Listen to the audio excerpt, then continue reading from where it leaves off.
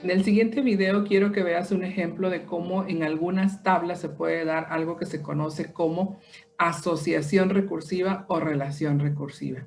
Aprecia por favor cómo se puede realizar esto o cómo se da esto en una tabla. El ejemplo es el siguiente. Voy a hacer un breve acercamiento hacia lo que es la tabla para que logren apreciarla un poco mejor. Aquí tenemos la tabla del empleado. Este empleado tiene dentro de sus datos en esta tablita de que se va a almacenar en la base de datos la clave del empleado, el nombre del empleado, los apellidos del empleado y el puesto del empleado. Sin normalizar ni nada, ese es un tipo de ejemplo sencillito que podemos ver. Pero se requiere también tener ya el esquema para que en esta misma tabla se vaya almacenando quién es el jefe del empleado.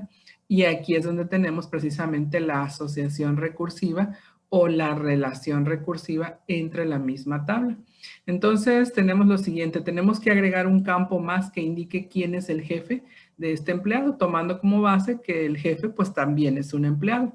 Entonces voy a irme nuevamente al icono de reference como lo hemos visto en otros videos y voy a hacer un clic sobre esta tabla que va a apuntar sobre ella misma a la llave principal. Entonces vean cómo se hace la referencia recursiva. Si yo le doy doble clic sobre esta tabla y me voy a columnas, vemos que aquí ya está apareciendo palomeado la F, que es una llave foránea, una foreign key de esta primary key que ya existe.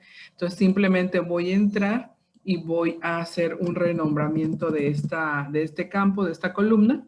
Le voy a llamar clave jefe y vean cómo simplemente le doy a aceptar y tenemos una relación recursiva o una asociación recursiva hacia la misma tabla.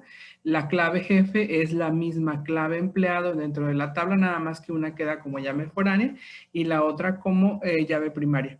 Cuando ya se esté capturando datos en la base de datos, se va a dar de alta a los empleados y aquí mismo se va a hacer llamar hacia un elemento de clave empleado que ya existe para determinar cuál es su jefe.